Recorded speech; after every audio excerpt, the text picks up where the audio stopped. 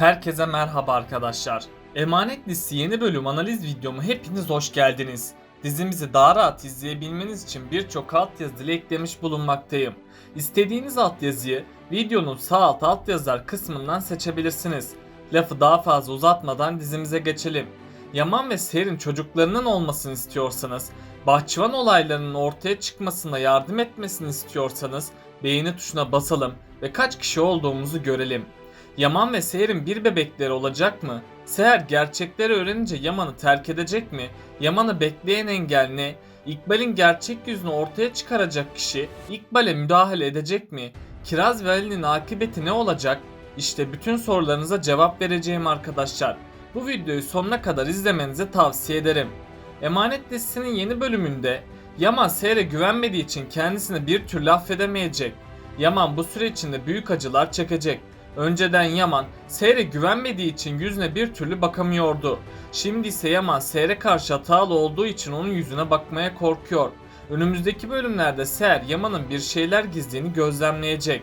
Seher'e bu konuda kimse yardım etmeyecek. Ama İkbal Seher'e tüm gerçekleri anlatmayı dört gözle bekleyecek. Çünkü İkbal Seher'e gerçekleri söylerse onların ayrılacağını bilmekte. Bu yüzden İkbal, Seher ve Yaman'ın ayrılması için hamlelerini değiştirecek. Bunun sonucunda da İkbal Seher'e tüm gerçekleri anlatacak. Seher gerçekleri öğrendiğinde kulaklarına inanamayacak. Hatta Seher Yaman'ın nasıl olur da kendisine inanmadığını sorgulayacak. Sonradan Seher Yaman'dan hesap sormaya gidecek. Yaman ise Seher'in öfke dolu bakışlarını görünce çok üzülecek. Çünkü Yaman Seher'e karşı hatalı olduğundan ona bir cevap veremeyecek. Seher ise Yaman'ın kendisine yaptıklarının tüm hesabını soracak. Yaman da Seher'e karşı olan sessizliğini devam ettirecek. Çünkü Yaman Seher'le konuşursa onu tamamen kaybedeceğini düşünecek. Önceleri Yaman Seher'e kızgınken şimdi de Seher Yaman'a kızacak. Bunun üzerine Seher Yaman'ın yüzüne karşı onu affetmeyeceğini belirtecek. Yaman da bu üzüntüyle yıkılacak. Yaman defalarca Seher'den özür dilemeye çalışacak ama bunda başarısız kalacak. Seher kadınlık gururu kırıldığı için Yaman'ı bağışlamayacak. Hatta Seher geçmişte olanları düşünüp daha çok üzülecek. Seher Yaman'ın kendisine yaptığı psikolojik şiddetleri düşündükçe çıldıracak. Bu yüzden Seher şimdilik Yaman'ı affetmeyecek. Tabi önümüzdeki bölümlerde Seher'in bu kararı aniden değişecek. Çünkü önümüzdeki bölümlerde Yusuf, Seher ve Yaman'ı bir araya getirecek. Yaman ve Seher'in aşkı Zümrüt Anka kuşu gibi yeniden küllerinden doğacak. Zuhal ve İkbal'in yaptıkları kötülükler onların aşkını daha da güçlendirecek. Eğer İkbal ve Zuhal bu kötülükleri etmeseydi Seher'in evliliği tehlikede olacaktı. Çünkü İkbal Seher'e iftira atmak yerine daha büyük bir kötülük yapacaktı. Yaman da sonsuza kadar Seher'den ayrılacaktı. Hatta hatırlarsanız önceki bölümde Yaman gerçek dosyalara ulaşmıştı. Yaman gerçekleri öğrendiğinde içinden bir konuşma yapmıştı. Yaman o konuşmasında nasıl orada karıma güvenmedim demişti. Yani Yaman her şeye rağmen Seher'e güvenmesi gerektiğini belirtmişti. Yaman'ın bu konuşması ileride Seher'e daha çok güvenmesine neden olacak. Eğer İkbal onları yeniden ayırmaya çalışırsa Yaman Seher'e güvenecek. Yaşanan tüm bu olaylar Yaman ve Seher aşkını daha da büyütecek. Yaman Seher'e yaklaşamadığı için Yusuf'u kullanacak. Yaman Seher'le birlikte olmak için Yusuf ile daha çok ilgilenecek. Seher ise Yaman'ın kendisine yakınlaştığını görünce ondan uzak duracak. Ama sonradan Seher Yaman'ın aşk dolu büyüsüne kapılacak. Seher Yaman'a hala aşık olduğu için onu affetmeye karar verecek. Böylece Seher Yaman'ı affedip geçmişe bir sünger çekecek. Yaman ise Seher'in kendisini affetmesiyle çok mutlu olacak. Ardından Yaman Seher'e bir söz verecek. Yaman artık ne olursa olsun Seher'e güveneceğini haykıracak.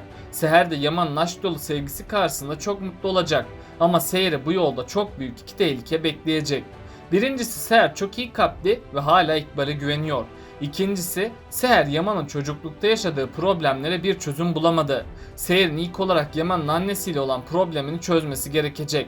Seher bu sorunu çözmeden Yaman ile birlikte olursa evliliğini tehlikeye koyacak. Yaman'ın annesi evden kaçmasaydı Yaman sahte dosyalara inanmazdı. Bu olayların hiçbiri de olmazdı. Yaman'ın annesinin evden kaçması onu kadınlara düşman birisi yaptı. Yaman o günden sonra hiçbir kadına güvenmedi. Annecisi Yaman'ın çocukluğundan kalan bir yaraya dönüştü. Yaman tüm hayatını ve geleceğini bu acılar üzerine inşa etti.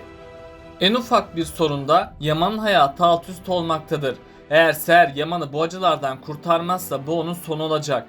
Çünkü Yaman en ufak bir sorunda yeniden Seher'i suçlayacak. Seher de bu olanlara dayanamayıp Yaman'dan ayrılmak zorunda kalacak. Seher bu sorunu çözse bile onu yine büyük tehlikeler bekleyecek. Çünkü İkbal Seher'in güvenini kazanacak. Sonradan İkbal Seher'e kötülükler edecek. Seher de İkbal'in masum birisi olduğunu sanıp onu suçlu görmeyecek. Bu da Seher'in sonu haline gelecek. Aslında Seher'in de psikolojik sorunları bulunmakta. Yaman kimseye güvenmezken Seher tam tersine herkese güvenmekte. Seher'in herkese karşı olan iyi niyeti bir gün onun sonu olacak. Seher'in ilk konağa geldiği zamanı hatırlayalım. Tüm konak çalışanları Seher'e Seher Hanım demekteydi. Adalet ve Neslihan da Seher'i konağın yeni hanımı olarak görmekteydi. Seher onlara sayısız iyilikler yaptı. Onlar da Seher'i kendileri gibi birisi olarak gördü. Seher de onlar ile aynı statüde görünerek çok büyük bir hata etti. Çünkü Seher'in ablasının ölümünden Adalet ve Neslihan da sorumludur. Ziya gibi onlar da Kevser'in yere düştüğünü gördü. Ama Adalet ile Neslihan kendileri için gerçekleri Yaman'a söylemedi.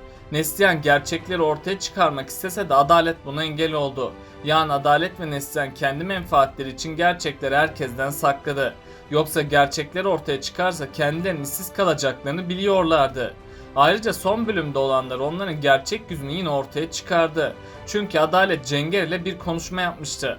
Adalet o konuşmasına Zuhal'e acıdığını belirtmişti. Yani Adalet her şeye rağmen Seher'e değil de Zuhal'e acımıştı. Eğer Seher bu iyi niyetini devam ettirirse bu onun sonu olacak. Çünkü İkbal Seher'in ablası gibi onu da öldürecek. Konaktaki çalışanlar da İkbal'in katil olduğunu asla ortaya çıkarmayacak. Bu yüzden Seher kendisine bir çeki düzen vermeli. Seher'in artık konağın hanımı olarak davranması gerekecek. Önümüzdeki bölümde İkbal Zuhal'in hapse girmesiyle Seher'den af dileyecek. Hatta İkbal Seher'in Zuhal'i hapisten çıkarmasını isteyecek. Seher ilk başlarda İkbal'in bu isteğini kabul etmeyecek. Ama sonradan İkbal Seher'i kendisine acındıracak. Seher de Zuhal hakkındaki suçlamasından vazgeçecek. Bunun üzerine Zuhal'in hapisten çıkması daha da kolaylaşacak. Zuhal'in tüm suçlarında cezai işlem uygulanacak. Ama hala Zuhal'in üzerindeki suçlamalar devam edecek. Çünkü Zuhal bu sefer de evrakta sahtecilikten yargılanacak. Kamu düzeni ve huzuru bozulduğu için Zuhal yeniden yargılanacak. Ama hakimler onu her şeye rağmen serbest bırakacak. Çünkü Zuhal'in psikolojisi yerinde değildir. Zuhal o süre içinde ilaçlarını kullanmıyordu. Yani önümüzdeki bölümlerde Zuhal serbest kalacak. Ama Zuhal bir daha konağa geri dönemeyecek. Yaman asla Zuhal'i affetmeyecek. Zuhal de tüm kötülüklerine dışarıdan devam edecek. İkbal ise Seher'e iftira atmaktan vazgeçecek. İkbal iftiralar yerine Seher'i öldürmeye çalışacak. Tabi İkbal bu girişimde bunlara kendi sonunu getirecek. Çünkü hatırlarsanız Bahçıvan İkbal'in tüm kötülüklerine şahit olmuştu. Bahçıvan Seher için Yaman'a gerçekleri söylemeye çalışacak. Ama Bahçıvan gerçekleri bir süreliğine daha Yaman'a anlatamayacak. Çünkü Bahçıvan konuşamıyor. Ayrıca Bahçıvan yazı yazmayı bilmiyor. Eğer Seher Bahçıvan'a yazı yazmayı öğretirse İkbal'in gerçek yüzü ortaya çıkacak. Bahçıvan söyleyemediği gerçekleri yazıya dökecek. Böylece sonunda İkbal'in de gerçek yüzü ortaya çıkacak. Yaman gerçekleri öğrendiği gibi İkbal'den hesap soracak. İkbal ilk başlarda kendisinin suçsuz olduğunu dile getirecek. Tam o sırada Ziya bu olanlara dayanamayacak. Ziya tüm gerçekleri Yaman'a söyleyecek. Yaman gerçekleri ikinci kez duyunca büyük bir şok geçirecek. Çünkü Ziya İkbal'in Seher'in ablasını öldürdüğünü söyleyecek. Yaman da bu olanlara dayanamayıp İkbal'i öldürmek isteyecek. Ama Seher buna engel olacak. Yaman da İkbal'i polislere teslim edip hapse gönderecek. Bunun sonucunda da İkbal sonsuza kadar hapiste kalacak. Yaman Seher'in kendisini affetmesiyle ikinci baharını yaşayacak. Yaman ardından Seher'e bir söz verecek. Ve Yaman bir daha asla Seher'i üzmeyeceğini belirtecek. Ayrıca şimdiye kadar Ali ve Kiraz birbirinin aşkını itiraf edemedi. Ama sonradan Ali Kirazsız yapamayacağını anlayacak. Bu nedenle Ali Kiraz'a aşkını itiraf edecek. Eğer Ali Kiraz'a aşkını itiraf edemezse Kiraz'ı kaybedecek. Çünkü dizi Ali'ye rakip birisi dahil olacak. Ve bu kişi Kiraz'a gönlünü kaptıracak. Bu yüzden bundan sonra Ali'nin Kiraz için mücadele etmesi gerekiyor. Ama hiç kimse Ali ve Kiraz'ı birbirinden ayıramayacak. Çünkü Ali ve Kiraz'ın arasında güçlü bir bağ oluştu. Bu güçlü bağ sayesinde Ali ve Kiraz tüm zorlukların üstesinden gelecek. Ayrıca bundan sonra Ali ve Kiraz evlenme kararı alacak. Zaten bu aşk önünde hiçbir engelde kalmadı. Çünkü Begüm diziden ayrıldı. Sultanala da Kiraz'ı kızı olarak kabullendi. Bu yüzden yakında Ali Kiraz'ın boş bir anını kollayacak. Ve ona evlenme teklifinde bulunacak. Ve onu çok sevdiğini dile getirecek. Kiraz ilk başlarda kulaklarına inanamayacak. Kiraz da Ali'nin evlenme teklifini kabul edecek. Ali ise sevinçten havalara uçacak. Yani sonunda Kiraz ile Ali de evlenecek. Peki sizce Yaman ve Seher'in ilişkisinin nasıl devam etmesini istiyorsunuz? Aşağıda yorumlarınızı bekliyor olacağım. Böylelikle bu bölümümüzün de sonuna gelmiş bulunmaktayız arkadaşlar. Beni desteklemek için yorum atmayı, videomu beğenmeyi ve kanalıma abone olmayı unutmayın arkadaşlar. Hepinize teşekkür ederim. Kendinize çok iyi bakın. Hoşça kalın.